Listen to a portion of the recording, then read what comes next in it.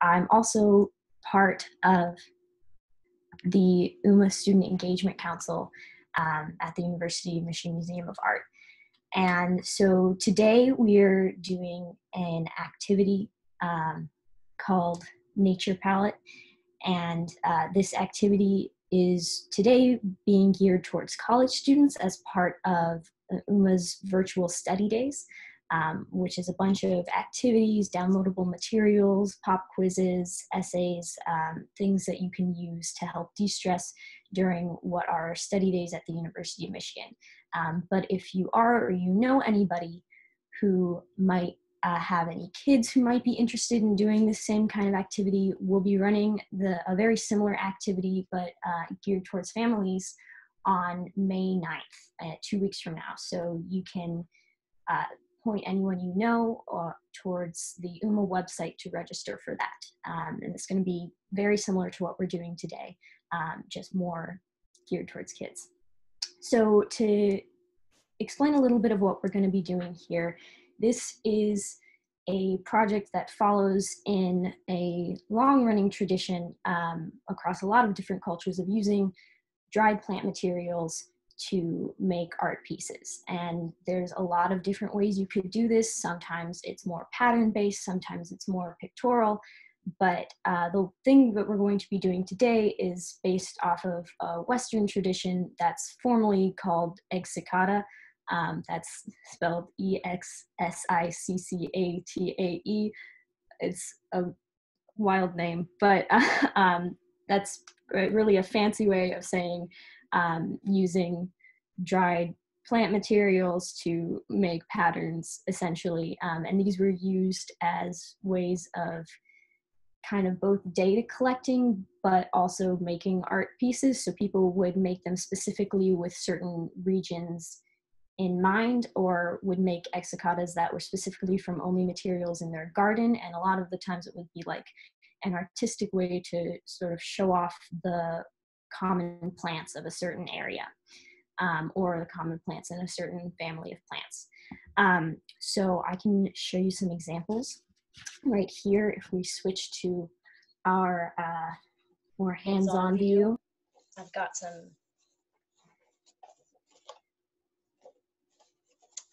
examples here that you can see. Here we go. These are what a lot of these look like, at least in the Western tradition of Exicata.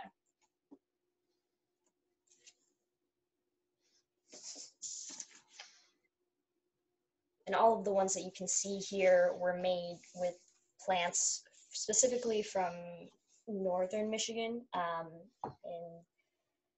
in Sheboygan County. So, cool place. So what I'm gonna start with is by showing you the general way that I would recommend starting this kind of project.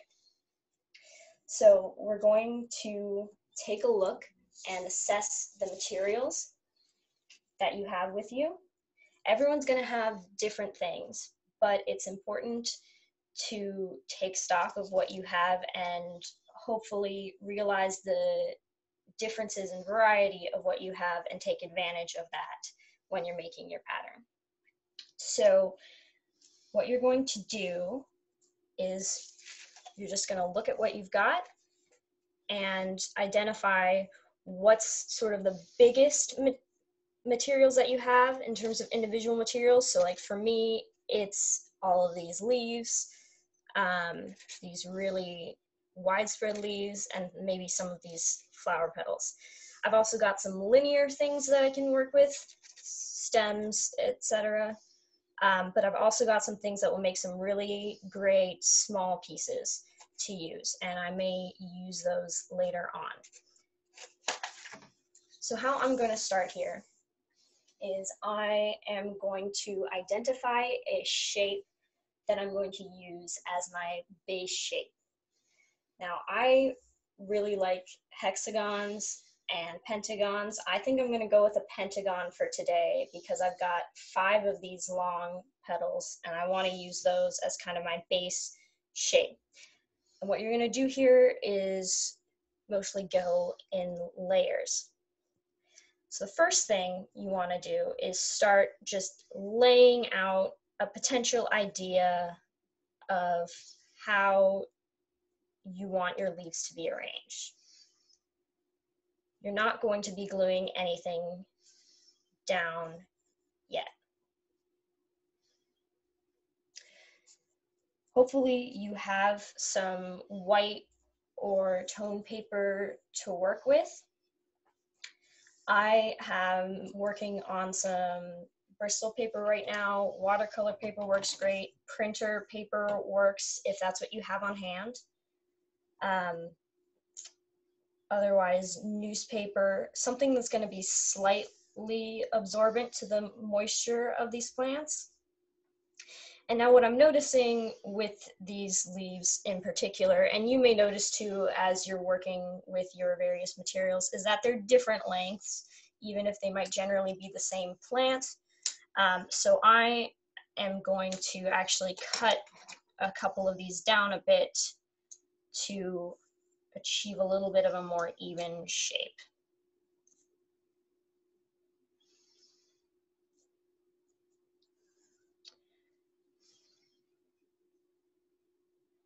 And now I've got kind of a base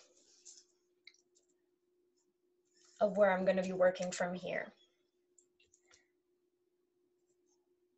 Normally, egg cicada usually are done with plants that have already been dried beforehand, but we're going to be doing it in a slightly reverse way where we're going to glue them all down and assemble it, and then we're going to dry it.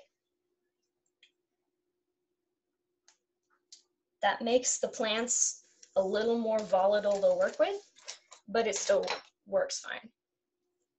So part of working in layers means that we're going to essentially be laying down and gluing in different phases. So now that we have these 5 leaves essentially down, I'm going to glue them. And now I want to zoom in on how this is going to glue. So you're going to take whatever glue you have. Like I said before, a liquid glue is going to work best. So if you have white glue or fabric glue, that's going to work. Also, what you can use what I have, which is this homemade glue out of flour and water. And you want to glue down in kind of the stiffest places, the places that are going to be the hardest to keep stuck down onto paper. You can use a paintbrush, or you can use something like a wooden dowel, a popsicle stick, a toothpick. This is a really adaptable project, so just whatever you have on hand. So I'm trying to glue along the stem and then also a bit of the edges of the leaf so that it stays glued down. And I don't want to have so much glue that it seeps out, but I do want to have enough that it stays stuck. And especially when you're using plants that aren't dried yet, that can be kind of difficult, but you make it work.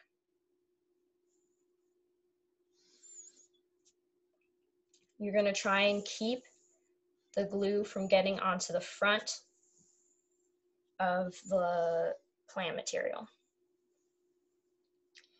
One thing to also keep in mind as you're gluing down your material is that you want to make sure you're gluing down always the same side, because even if it doesn't look like it right now, when these plants dry, they're going to be a different color on each side. So if you want to deliberately like alternate the colors in a pattern or something, that can work to your advantage, but you want to make sure you're aware of it and that you're being deliberate about it.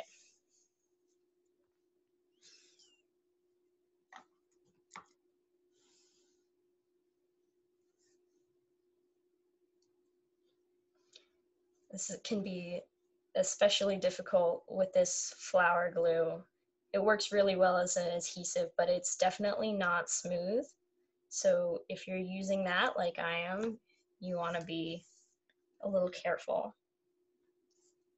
But also cut yourself some slack if it's not working perfectly. This is a relaxing activity. It doesn't need to be the best thing you've ever made.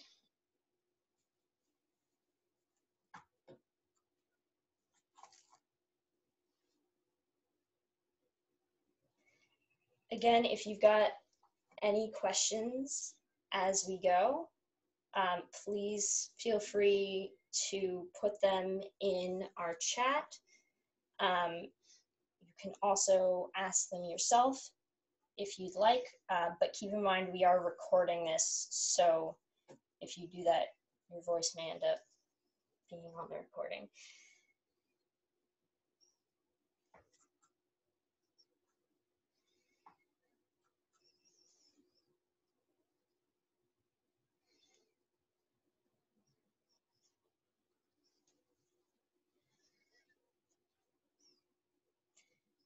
Your hands may get a little messy. That's fine.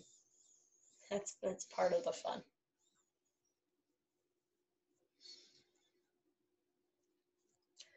All right, so now that I have put down my initial layer, I'm going to move on to figuring out how I can make this more complex, more visually interesting. So I'm thinking I can make use of a lot of these leaves that I have here, and also the great color that I'm getting from these kinds of stems.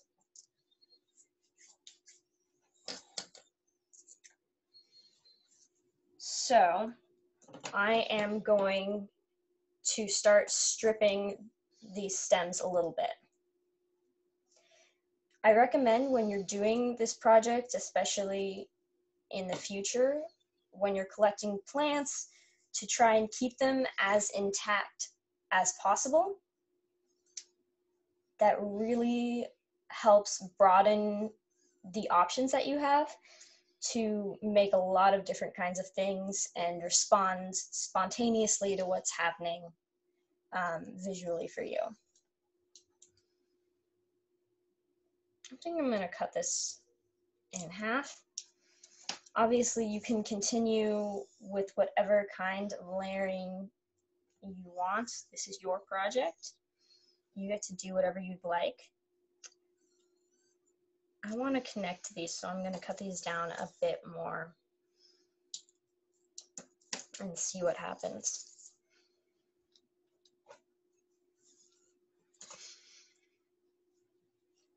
And this is the point where it starts to get a little messy over in your workspace, and that is absolutely fine.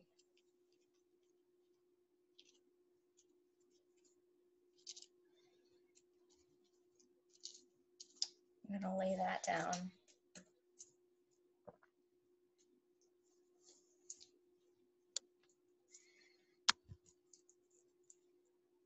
Be careful, especially if you're not super familiar with the plants that you're working with, to avoid any spikes or spines that might unexpectedly be there.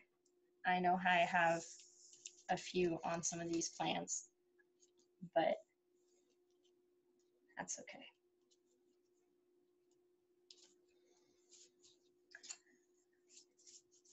And you don't need to necessarily glue down after every single plant layer. You can move at whatever pace works for you. One of my favorite things about this is that you can really take advantage of all of the different colors that might be available to you. There's this really, really lovely purple that grows all around my apartment, and I've been using that. But I also collected a few days ago that they kind of shriveled up, but they're a deeper, darker color now, and I really, really like that. So I'm going to be using that in addition to this really nice like red color. The reason why this is called nature palette as a activity is because really you're treating all of these plants like they're part of a paint palette or a palette to make a collage, and you can really approach them like they're just your medium.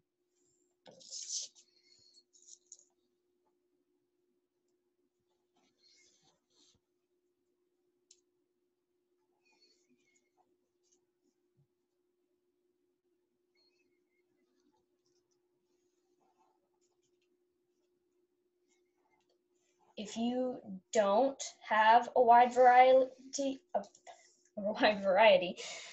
of colors around you and where you're staying right now, you can also take advantage of the different colors that can occur during the drying time of one particular plant. And you can also just make your differences much more based on the shapes of the plants that you're using,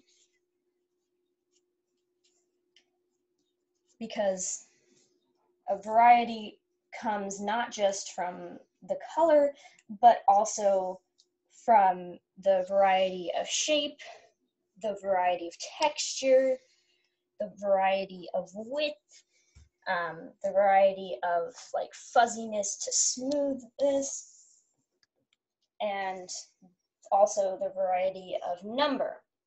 So what I'm going to do here, because I want to really highlight the difference between these big leaves and some of the smaller, redder ones that I have at my disposal, I'm going to use a lot of these red ones in little bursts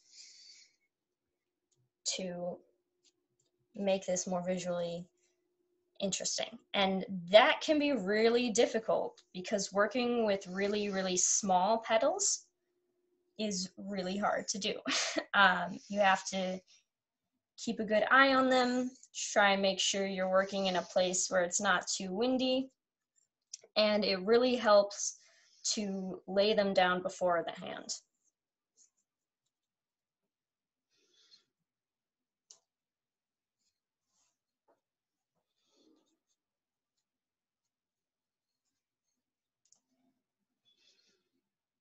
If for some reason you don't have a lot of plants materials around you, you can also do some version of this with like twigs, dried leaves,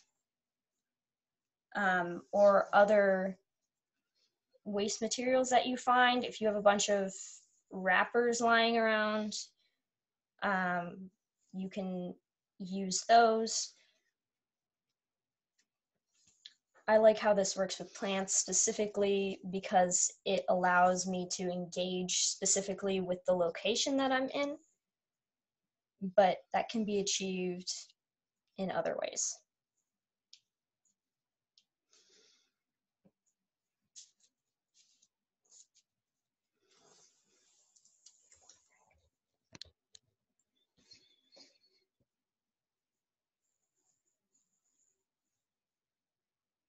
Does anyone have any questions?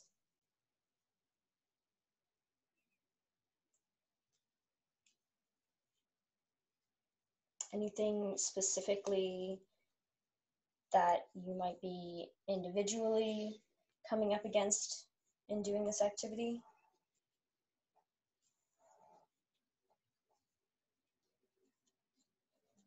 It's a really adaptable project. You can make it work for really whatever you have on hand. So if there's something that you don't have, just ask and I'm sure I can find an alternative.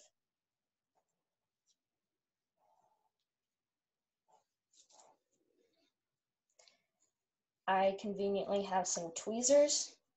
I know not everyone's gonna have tweezers.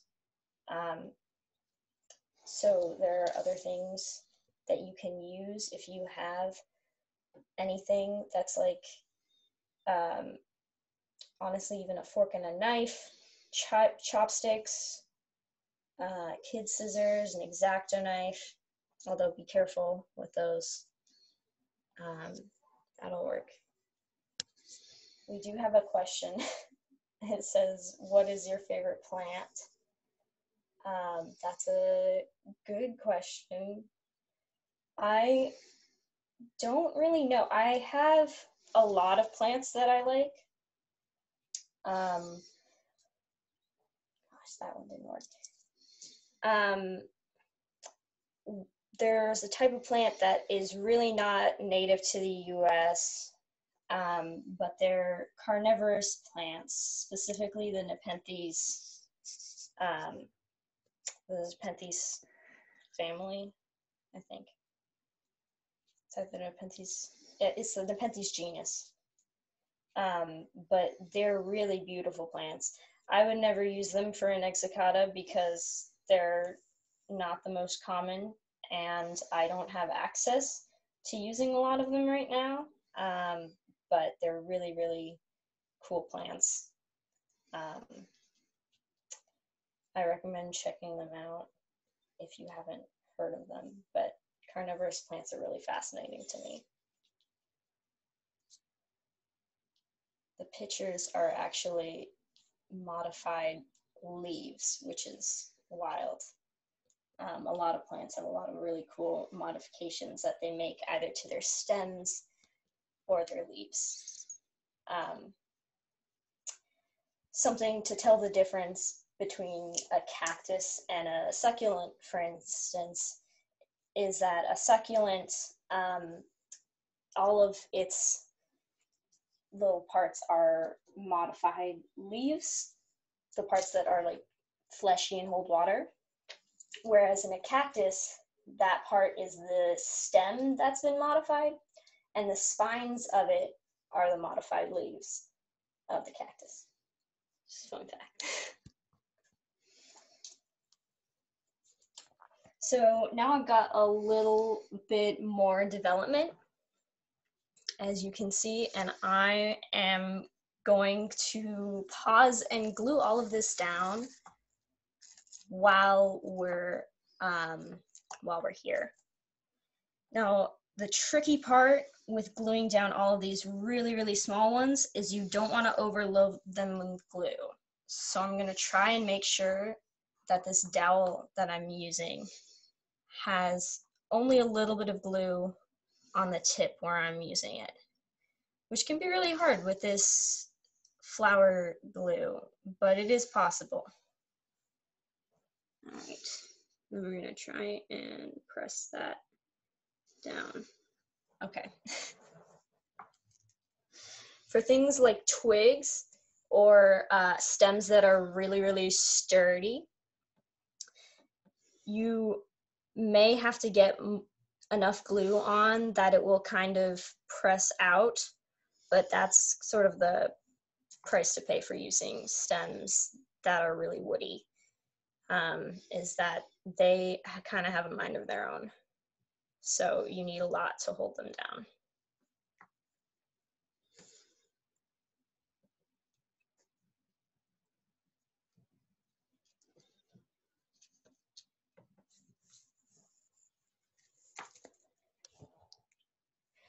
All right, we are gonna switch back to speaker view for a bit, now that you've seen generally the gist of how this activity works. And I can take any more questions or just keep talking through things I know about plants.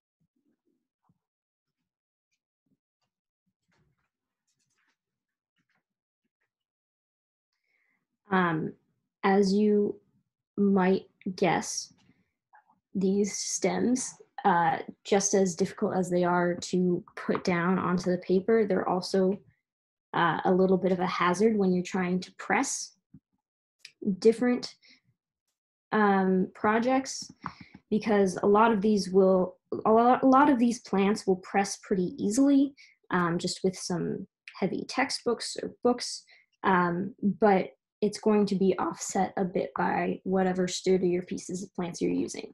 And that's a little bit of a trade-off that you have to make, but it still works fine. They will press, they might just take a little bit longer. So once, I'm definitely not there yet with this piece, but once you get to a point where you want to press your piece, what you're going to do is make sure that you have something that will take the moisture from it. And this usually means you need to put down some kind of newspaper or paper towel or kitchen towel or something that's going to be somewhat absorbent of moisture. And I usually use newspaper, but if you don't have that on hand, there are those other alternatives, and it can be really any kind of paper towel, anything like that as well. And then you're going to put that on top of the plant layer so that any moisture from the plants is either getting drained by the paper underneath it or by the newspaper on top of it. And then the other key part of drying your plants is you're going to need to put a lot of pressure onto them. And there are specific plant presses that you can use if you're fancy. Those are usually made out of wood and include a lot of like fun belts and things. But you can also do kind of the key DIY way, which is to put a bunch of just heavy books on top of it, and make sure that you've got enough pressure that can stay there for a good couple of weeks. Depending on how thick or how woody the material you're using is, it's going to need more time to press. So like this project that I'm working on right now, because I'm using these woody stems that I put on at the beginning, it's going to take probably 2 to 3 weeks. But if you've got something that's like just flower petals, that'll take about 1.5 to 2 weeks at most. It really depends on how thin and how much moisture there is in the plants already. Oh gosh, I've got all of these little leaves here as well that are going to be a little time consuming, but we'll make them work.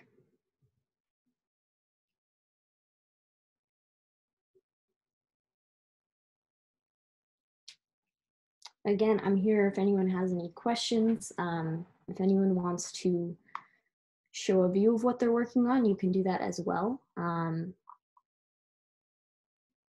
But otherwise, I will just keep talking about plants.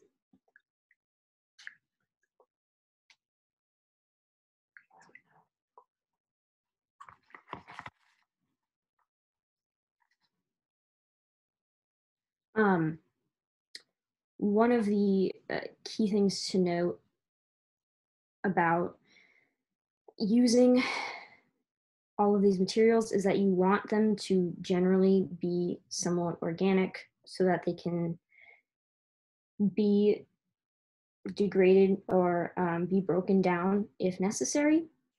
That's what I like about this particular flour and water glue that I'm using. It's a little difficult to work with, but it works really well at being something a little more environmentally friendly than your typical like Elmer's white glue.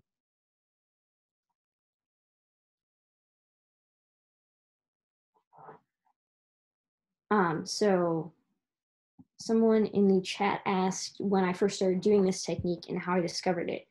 I got a really cool opportunity through the stamp school last summer. There's a class that they do every year that's specifically about illustrating plants, and sort of creating and cataloging, creating a catalog and learning how to accurately identify and catalog plants.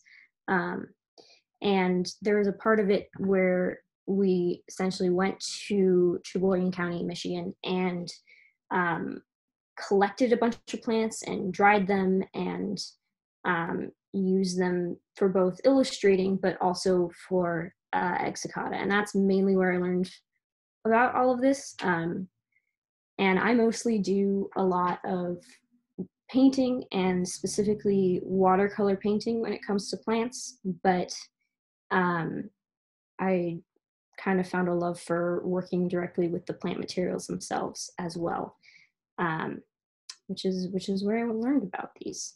And the University of Michigan libraries actually have some Exicata. They're not really that easy to access for the public, but they are there and they're really cool. And you can also find some really cool books of plant illustration in the libraries as well from like really long ago. There are some that I know we have from like the 1600s, some in German. They're really cool to look at, and you can see them. You have to like schedule an appointment to see them because they're often very old books or use very old materials, but they're really fascinating. And yeah, if you want to show what you're working on, please do. You can turn your video on, and we'd love to see what you're in the process of making.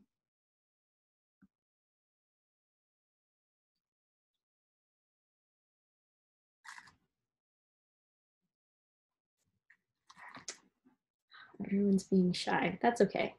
That's okay. It's study days. I don't want to put too much pressure onto people. But but I would really love to see if anyone else has something. Ah, okay. Is it not letting you show video? Gotcha. I think you need to raise your hand in order for your video to be shown with the hand raising button.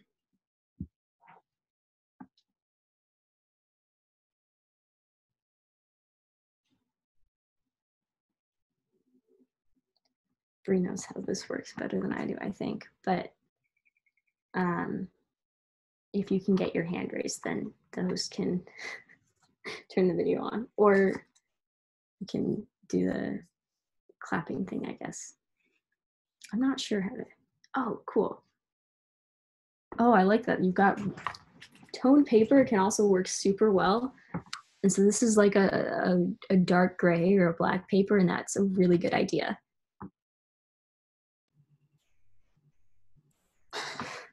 Love that. Oh my gosh. See, that's a good variety of different sizes of plants that you're working with, and that's really great. Really key to making something that's going to be visually interesting to people. I think that's really great. Nice. Does anyone else want to show what they're working on? That was really cool.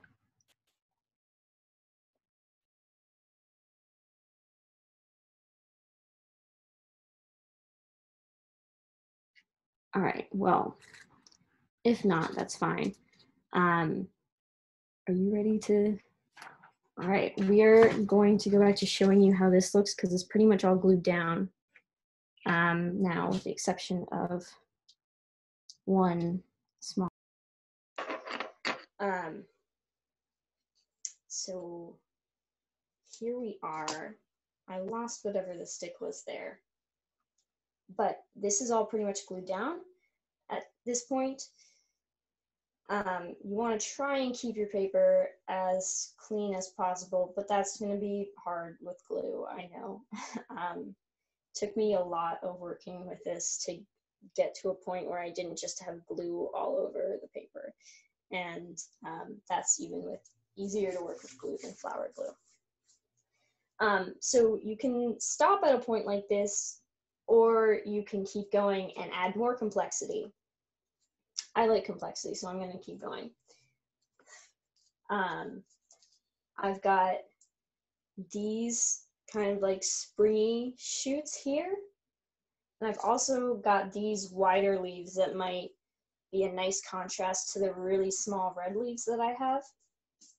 But I want to do something with these dried flowers because I think they're a really cool color in comparison to the newer ones that I just collected this morning. So I think I'm gonna take them and maybe do something in the middle. But really, it's about being experimental with whatever you have. So there's not really a wrong way to do this. You just play with it and find what you like best.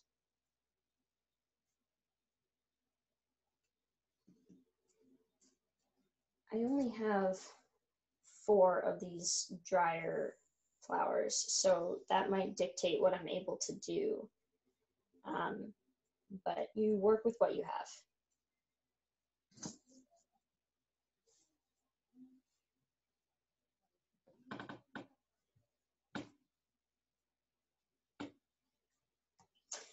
And one key thing to keep in mind when you're making a pattern is that when things touch and don't touch or are close together in proximity, that'll create a different kind of energy. Things that are really, really close together but don't touch are going to have a lot of tension. But then things that do touch or do overlap are going to feel kind of crowded but maybe less tense. And then things that are far away, depending on the differences between those things, are going to be a little calmer. So what I'm doing with these big leaves is I want to figure out how close I want it to be to other things and how that affects the tension or the serenity in this piece. I'm not sure how I feel about that. I might have it overlap the twigs. That might be the balance that I'm looking for. Yeah, I think that's what I'm gonna do. All right, so I'm gonna glue this one down. I just learned that this flower was also not glued down. So we'll take care of that while we're here. And when you're gluing things down, you also want to think about how flat they are. And I don't mean in terms of how sturdy or how woody, like I was talking about earlier, but I mean in terms of how flat you are gluing them down. If it's a 3-dimensional thing, which all of these are, some might be harder than others to achieve some kind of flatness, and you may have to fold them or unfold them or strategically cut them in certain places to get them to lay the way you want, or to lay flat in a way that can be pressed.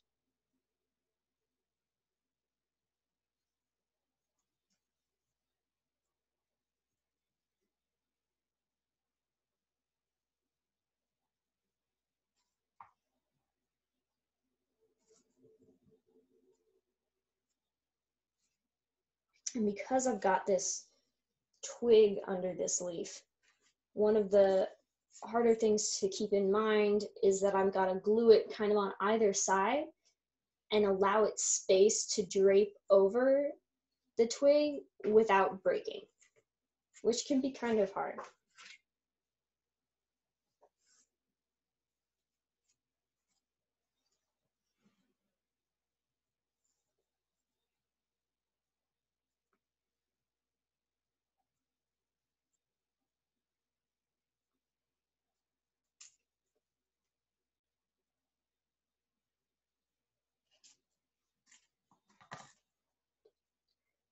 If you've got any feedback on this activity, or if you have any feedback in the future, we don't know necessarily how long UMMA may need to keep doing virtual activities, but we'd like to, for as long as we need to, keep developing and making them as accessible and as helpful and as enjoyable as possible. So if you have feedback, this is really one of the first virtual activities. But if you have any thoughts, please let us know how we can improve.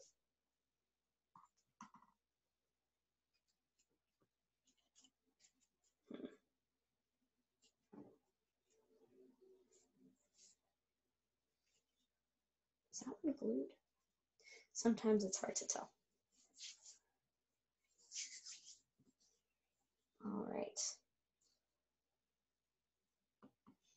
Want this one in the middle? Yes.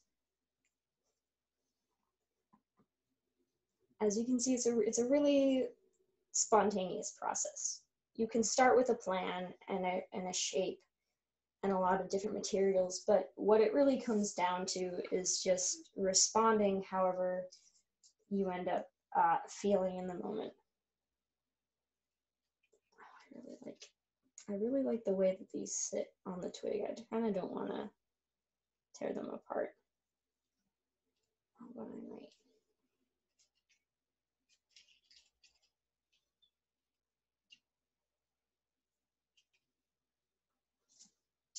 Oh, I don't think I have enough.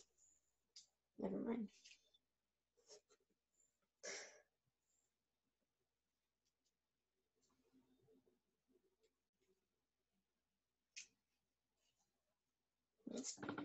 No, that's not going to work.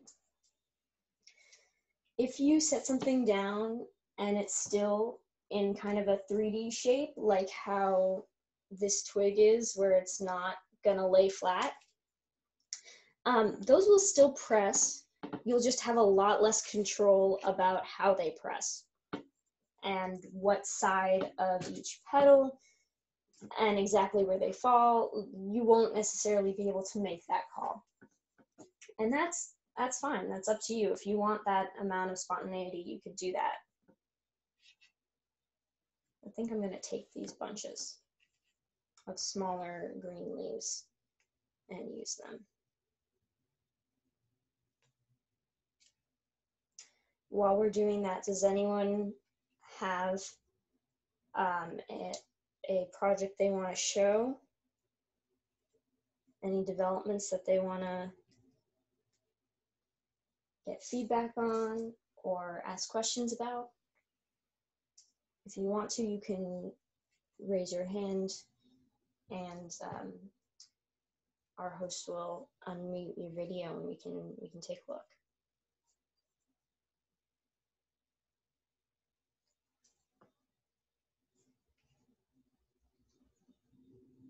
That's also fine if not.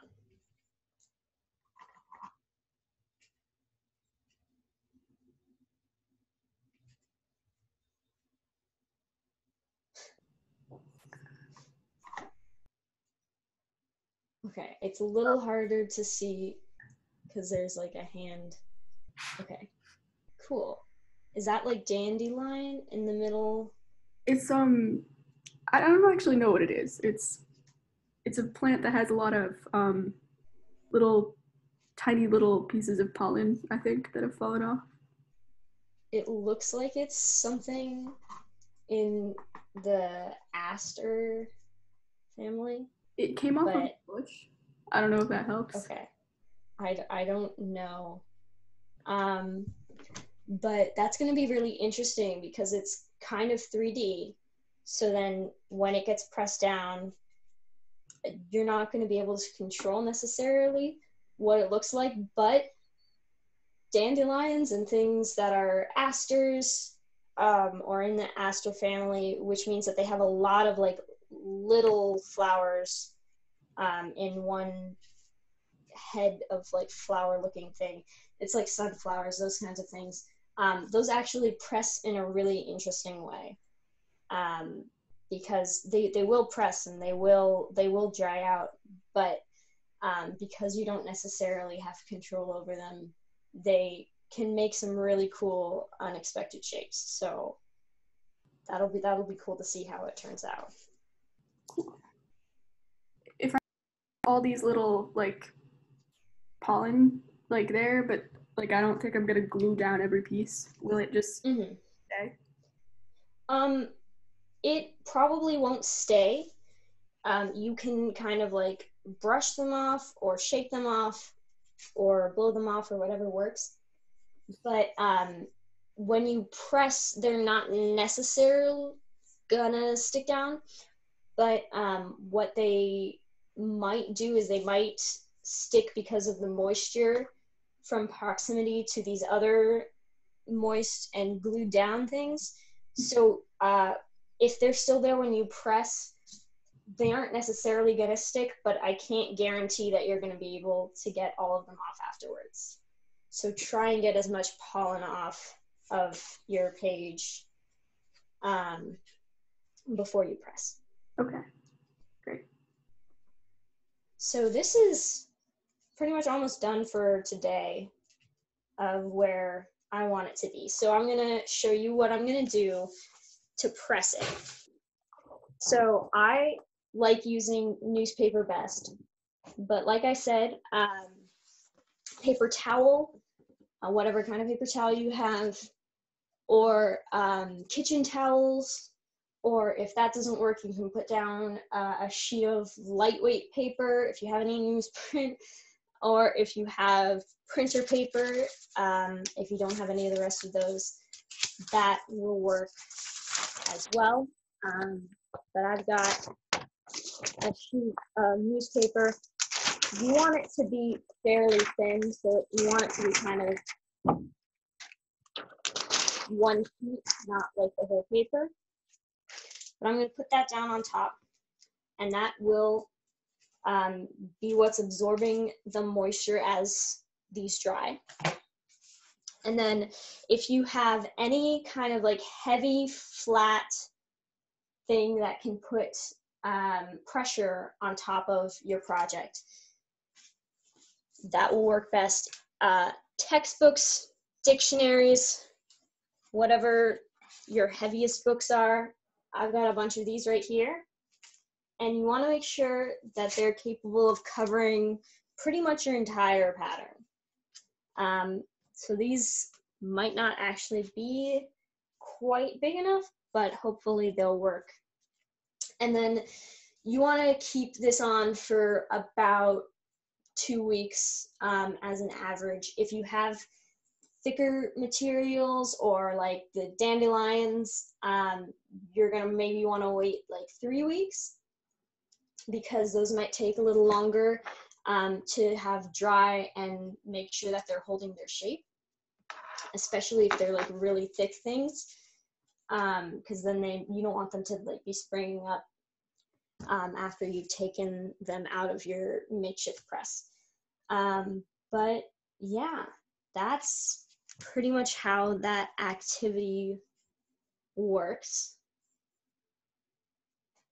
And if you've got any further questions, please feel free to ask them right now. I'm here for that. If you want to show what you were able to do in this time, if you want to say any comments that you thought about this activity or this video, please do. But otherwise, feel free to keep working on your pieces. Feel free to pause and press them now, or just use this as a reference to do more activities with plant material in the future. Yeah, thank you so much for joining us for this activity as part of UMMA's virtual study days. As I noted at the beginning, we've got a bunch more materials to help you de-stress and engage with the museum during the University of Michigan's finals study days. So you can go to the UMMA website, which is umma.umich.edu, to see more of those and to get some more resources for study days. I want to thank my cameraman and roommate Matt for helping out, as well as the rest of the Student Engagement Council and Bree for hosting. And again, yeah, if you have any younger family members, if you know any kids, we're doing a family version of this on May 9th. And you can also register for that at the UMMA website. So you can register, or you can refer someone else to this activity and help us out.